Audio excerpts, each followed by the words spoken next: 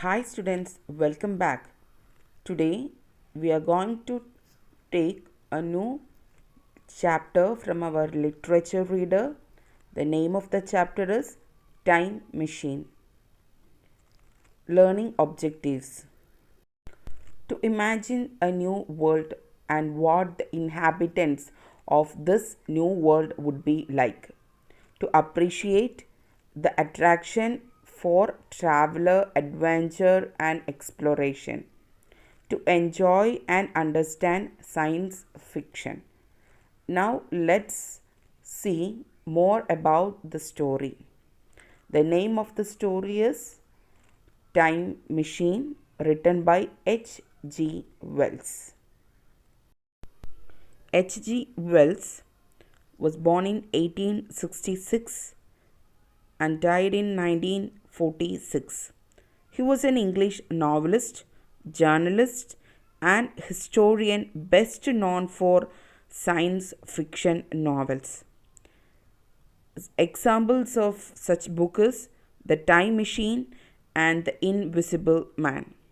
The Time Machine was published as a novel in 1895. It is considered one of the earliest work of science fiction and the forerunner of all time travel book. Before starting the lesson, let me ask a question. If you happen to find out a time machine, what would you like to do with it? Would you like to travel to the future, or would you like to travel to the past to correct some mistake that happened in your life? If you got a time traveler, what all things will you do? So, dear students, in this chapter, we are going to learn about a man who invented a time machine and the experience of that person with the time machine is beautifully described in our chapter. Let's see. In page number 31, we can see the beginning of story like this. A nameless time traveler visit the year 802702 using the first time machine ever built. He comes back to his own year and tell his dinner guest what happened to him on his travel. So, what was the journey into the future like? Read on to find out. Our story is beginning like this. When a nameless time traveler is visiting the year 802701 using the first time machine ever built, and he used that time machine and he traveled to the future to see how the people live there. Now, coming back from the future, he is now with his guest in a dinner party and he is going to explain the experience of using a time machine in future. So, in order to find out more, let's move on. I told some of you last Thursday of the principle of time machine and showed you the actual thing itself, incomplete in the workshop. There it is now, a little worn from traveling, truly. It was at 10 o'clock today that the first of all time machine began its career. I gave it a last tap, tried all the screw again, put one more drop of oil, and sat myself in the saddle. Here he is going to start what happened. In the last Thursday, when he and his friends have gathered, he shows them a model of a time machine, and at that time nobody believes it. At that time it was incomplete in the workshop, and he says that today now it's there in my workshop, but a little worn, a little damaged from traveling to the future. I use it and I traveled it. It got some damage while traveling. He says that you have to believe it, it's true. It was at 10 o'clock today, the first of all time machine began its career. He says that today morning at 10 o'clock I used it. I gave a last tap. After that, I check all the screw once again and put one drop of oil all to the screw and sat myself in the saddle. Now I was buckled in the saddle by myself. So he is going to start the journey. I took the starting lever in one hand and the stopping one in the other. I pressed the first and almost immediately the second. So he says that now he is going to begin the flight, begin the traveler. He took the lever. Lever means a stick or a handle on the machine that you move to operate it. The gear or the lever. So he took it in one hand for starting and other one to stop in the other hand. He pressed the first one to start and after that he pressed the second one. I seemed to reel. I felt a nightmare like sensation of falling. But looking around, I saw the laboratory exactly as before. Had anything happened? For a moment, I suspected that my mind had tricked me. Then I noticed the clock. A moment before, it had stood at a minute past 10. Now it was nearly half past 3. So you can see that he says that it seemed to reel. Reel means to be unsteady and almost fall over, like a shake. It was like something shaking like that. I felt a nightmare like sensation of falling. Usually when we are having a dream, we will be having a sensation like we are falling from a cliff or we are falling from the bed, like a sensation he was having. But looking around, I saw the laboratory exactly as before.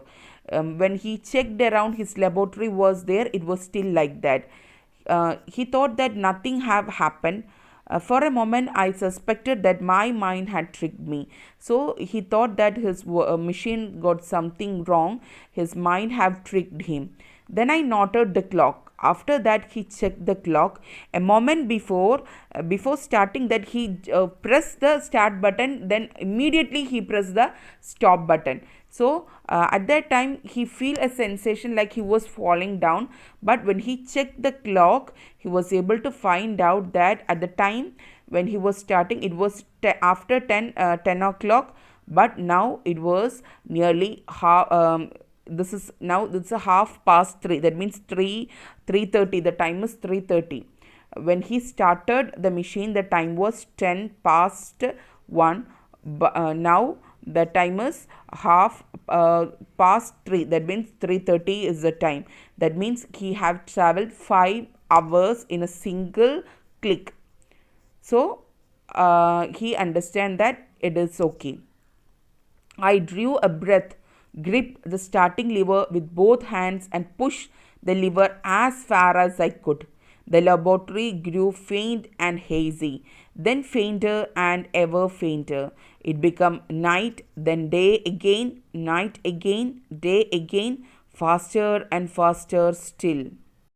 He says that he take a deep breath, grip the starting lever with both hands and he pushed it to the maximum. Then what happened? The laboratory grew faint and hazy. That means it become to that laboratory become unclear to his sight. Then fainter and even fainter. It become night, then day, night again, day again. Faster and faster. Days are going. Night, day means the day and night is changing in a snap of seconds. We can see that in the next paragraph he is explaining about his sensation of time traveling. I am afraid I cannot convey the peculiar sensation of time traveling. They are too unpleasant. The slowest snail that ever crawled dashed by too fast for me. I saw the moon spinning swiftly from new to full and half a pink glimpse of the circling star. So here he is explaining about how does he feel while he was traveling in the time travel. He says that even the snail, you know what is a snail? So snail is crawling faster, and the day and night it is spinning very fastly, like it has become full moon, then new moon, and the circle, the stars, everything is circling around that machine. That means it's spinning that much fastly. I want to stop, but there was a possibility that pressuring the stop lever at this great speed would result in an explosion. I could blow myself and the time machine up into smithereens. This possibly had occurred to me again and again while I was making the machine. But then I had cheerfully accepted it as one of the risks a man has to got to take. Now I was no longer cheerful, but I pushed the lever and the thing went reel over and I was flung through the air. Here he says that he want to stop it, but he know that if it is going in a great speed, if he stop it right now it will explode. While he was working on the time machine, he know that there is a possibility of that, and he says that it is a challenge that he have to take. When we have to earn something, we have to face some challenges, no? So he knows that that is a challenge that he have to face, a risk that he have to come across. Now he is no longer cheerful, but I pushed the lever and the thing went reeling over and I was flung through the air. Presently, I stood up and looked around me. It was raining. A colossal figure, carved in some white stone, come into view through the hazy downpour. But all else of the world was invisible. The figure was very large. It was made of white marbles in shape something like a winged sphinx. Its face was towards me. The sightless eye seemed to watch me. There was the faint shadow of a smile on the lips. So now he is in the future. He is looking around. It was raining very heavily. He could not see anything else there in the haze of the heavy downpour except a huge figure carved in white marble. It was like the winged sphinx. It seemed to be looking at him with sightless eyes and a slight smile. So, dear students, we are going to stop here. We will discuss more about this in our classroom. Now, let's listen to some question answers.